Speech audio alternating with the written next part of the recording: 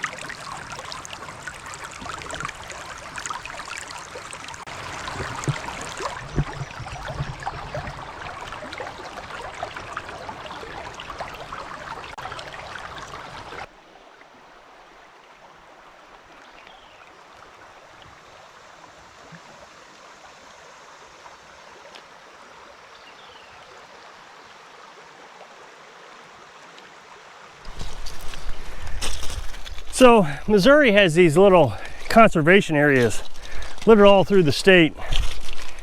It's little places you can come hunting, and if they got a river like this, you can go fishing, little creeks. This one is down the road from us, I don't know, maybe 6 miles. We've been down here once, but we didn't stick around very long. I didn't know they had this river, to be honest. We didn't really explore it. But today we were out looking for wood chips for the chicken run. Last time it rained, it got pretty muddy. So we went to this tree trimming service. They had a big pile of it. Of course, they weren't selling it, but that's all right.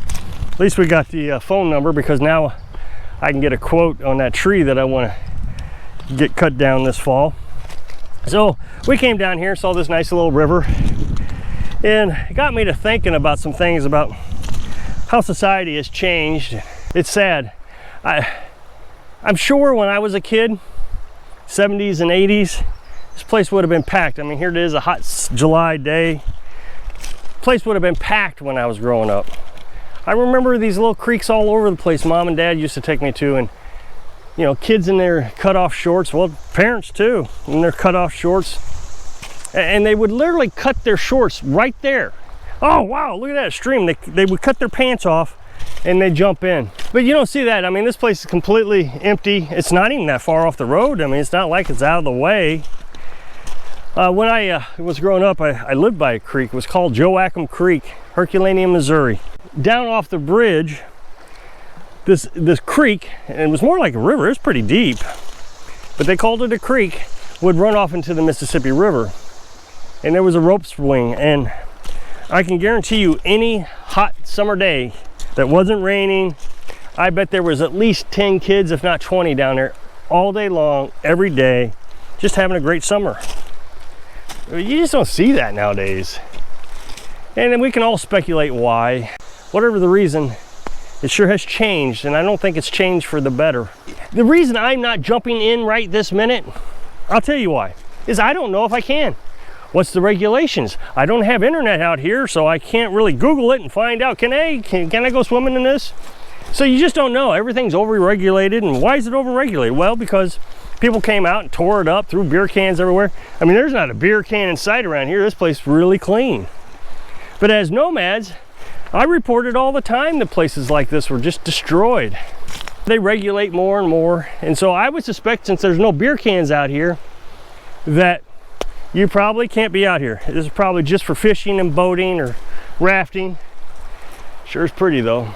So I've talked to you about this tree before. Now that I got the better camera, you probably can see that this has oak wilt. This is an oak tree, and it sits right next to the house. You can see the house behind me here.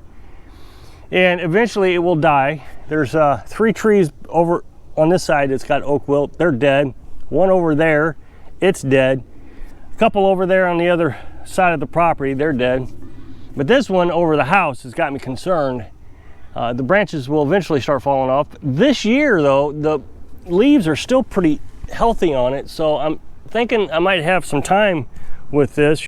You can see leaves are still very healthy, nothing's dying on it yet. this one being so close to the house, there's limbs up over the house. I need to call a tree trimmer, a professional tree trimmer, to come out and with their bucket lift and cut this, I guess.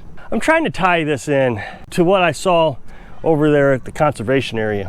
What I learned about the guy is kind of a typical behavior that I've seen nowadays, where businesses don't necessarily care about getting money from you as much as they care about showing you how smart they are and how insubordinate you are. They want that power over you. I asked him, I said, is there any way you can estimate what it would cost to cut down an oak tree? He could have said, oh no, I wouldn't have any idea until I could come out and quote it. Here's my card. That would have been the proper way of handling that conversation, showing that I am the customer and that I deserve some respect because I wanted to hand him some money to come out and do a job for me.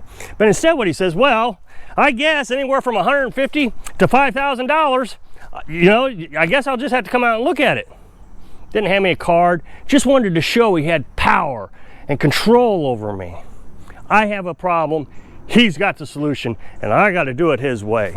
So I said, well, how do I contact you? Well, you could ask me for a card. Why not just give me the card? Don't you want my business? I don't know what I did or said to upset him.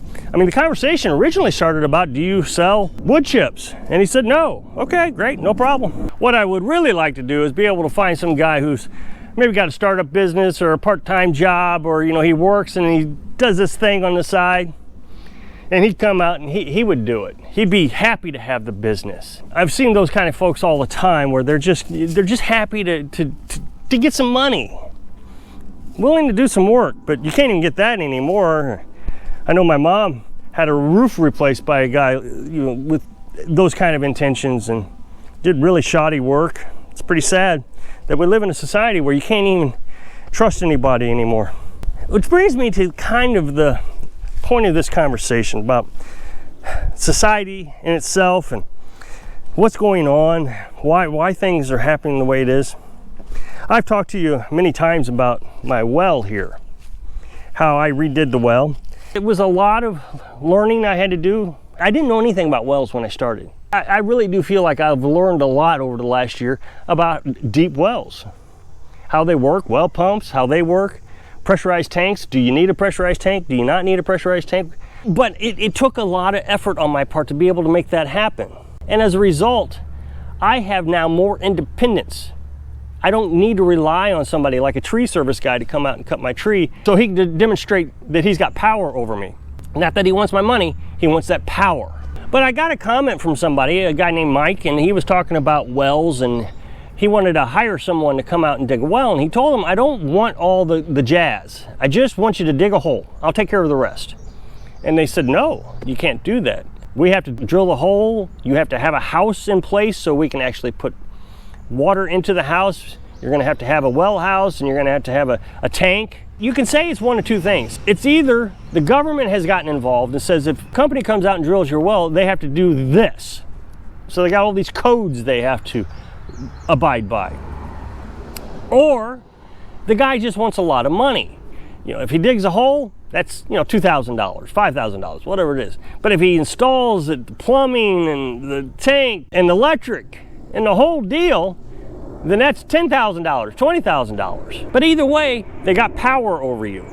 They got something on you that you have to do because they want you to do it. And that's what I keep trying to preach here.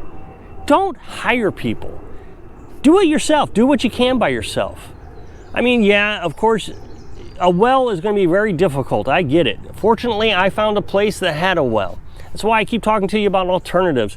I know that one of the YouTube channels that I recommended a while back, he's collecting rainwater. He goes out to a natural spring for his drinking water. Well, I could do the same thing. If I didn't have this well, we could collect rainwater.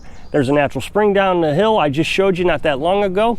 Now we found this river. We could go get water from that river. There's options that we could get water where we didn't need this well. Independence. Get away from those power-hungry people, whether it's the government or the guy who says, well, it's either going to be $150 or $5,000. I won't know until I quote it. They just want that power. I was watching another YouTube channel, and I really like this guy. I've asked Carolyn, I went back and forth, should I mention his name or not? He's a bigger channel. But we've decided, no, we're not going to, but you probably know who he is. I would request that you don't mention his name down in the comment sections, because then, you know, then I'm advertising other channels, and it's just, I don't know if that's appropriate or not. But he was talking about wanting to get solar panels, and he's got this piece of property, and he's got a camper, and he's going to build a tiny house, and all this stuff. And he called up a solar panel company and said, yeah, I just want you to come out and hook up some solar panels. Originally, she said, no, we can't do that because you got to live in a tiny house. And he says, well, we're going to build a house. We just need some solar panels to get us started. Well, the power company won't let us do that. Well, there's no power out here. We live out in the middle of nowhere. Well, we can't do it because we can't put a loan on it. And he says, I got the cash, so when can you come out? No. And eventually, the company just said, no, we're not going to do it. Again, you're under control by that individual. And I get it. Happens to me all the time. Every time I call an organization, they got that power. They're going to set the terms of whatever it is they want to set the terms on. You never can come out completely satisfied after you've talked to someone. You've always got this feeling of, well, I should have said this, or I should have done this. I should, you know, what can I do next time? It's a horrible feeling. So I hooked up my own solar panels. And no, they're not pretty. Very few people actually like the idea that I put them on the ground. I've hooked it up to my homemade camper. Not very pretty, but I did it myself, and I didn't need permission from anybody. I hope I can inspire you to think outside the box so you can live your dream. Thanks for watching.